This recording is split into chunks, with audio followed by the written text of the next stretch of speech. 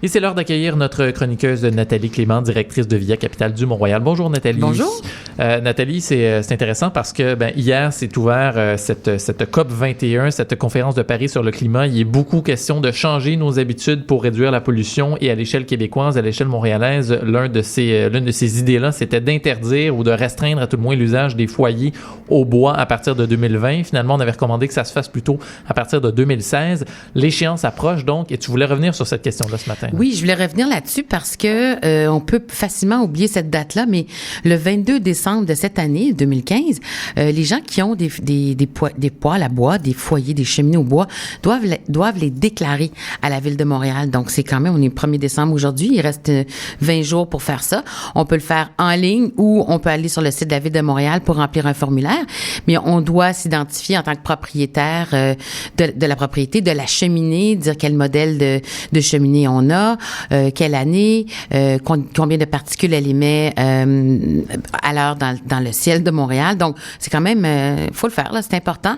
Et ça, ces informations-là, on les a comment? J'imagine qu'il y en a sûrement beaucoup. On les a sur, si vous avez acheté votre foyer vous-même, ben vous avez un certificat qui vient avec le foyer qui vous donne toute cette information-là.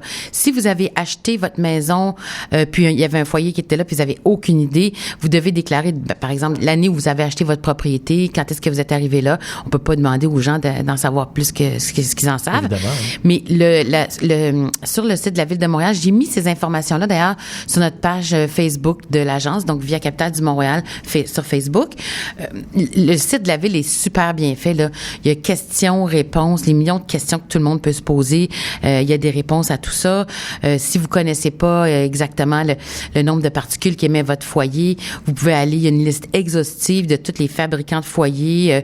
Vous cherchez, vous trouvez le vôtre et vous voyez si c'est si c'est moins de 2,5 ou si c'est plus. Donc, si on a plus que 2,5 de particules à l'heure, à partir du 1er octobre 2018, vous ne pourrez plus utiliser votre foyer.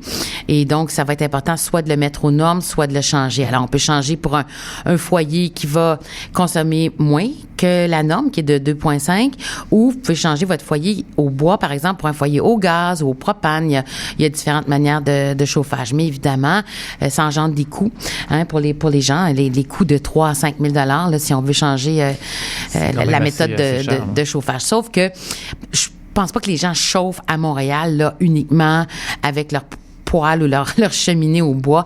Donc, pour les Montréalais en général, c'est surtout un chauffage d'appoint, c'est un chauffage réconfortant. On utilise les foyers parce que c'est beau puis ça fait de l'ambiance.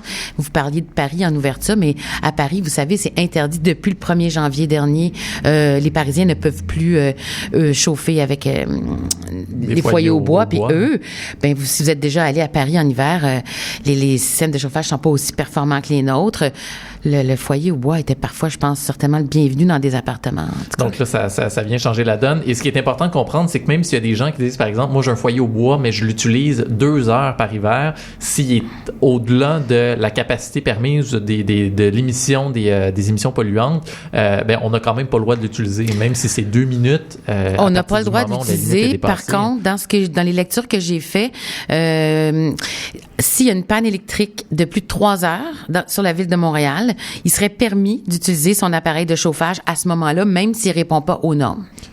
C'est bon à savoir. Par contre, en tout temps, sinon ça va être interdit et les citoyens devront se mettre en alerte sur des sites où, par exemple, en hiver, là, ça va être complètement interdit. Si on est en alerte de smog, par contre, on pourra pas, évidemment. On peut bien s'imaginer pourquoi. Donc, après, on a jusqu'au 22 décembre donc pour aller s'enregistrer sur le site de la Ville de Montréal. C'est après-demain. Donc, si vous avez un foyer puis c'est pas déclaré encore, faites-le. Il faut aller le faire pour rester donc dans la loi exact. Et pour respecter la loi. Et Nathalie, on reste dans le domaine des cheminées. Tu rappelles l'importance de les ramoner. C'est pas tout le monde qui pense à ça? Non, c'est pas tout le monde qui pense à ça. Puis parfois, les gens se disent « j'ai pas fait beaucoup de feu l'année dernière ou j'en fais pas si souvent que ça. » C'est quand même une précaution à prendre que de ramoner sa cheminée à chaque année. Surtout que le Père Noël s'en vient. Et oui, très bientôt. Si vous voulez qu'il passe dans votre maison, faut que la cheminée soit bien ramonée. Blague à part, je voulais un petit peu revenir sur la grande guignolée des médias qui va avoir lieu jeudi. Donc, le Père Noël ne passe pas partout et pas toujours de la même manière pour tout le monde. Et la grande guignolée, la Via Capitale, on s'est associé à cette cause-là, nous, cette année. Et on vous invite à venir à notre agence, puis vous pouvez nous apporter des denrées non périssables qu'on va remettre aux organismes le 24 décembre.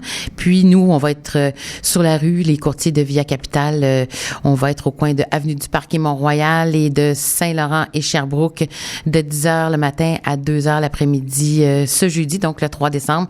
Alors, si vous passez par là, ben sortez-vous vos sous. On va vous demander de nous aider pour combler cette belle cause. Si ça peut vous permettre de voir et de parler à Nathalie Clément, hein, c'est une bonne raison, ça. N'est-ce pas? Moi, je vais être au coin de Sherbrooke et Saint-Laurent. Alors, on vous attend jeudi. Et pour tous ceux qui veulent aller porter des denrées, c'est possible de le faire aussi, donc, à vos locaux, à coin de la Roche et avenue du Mont-Royal. Voilà. Nathalie Clément, merci beaucoup d'avoir été avec nous ce matin. Ça m'a fait plaisir. Bonne journée. Bientôt.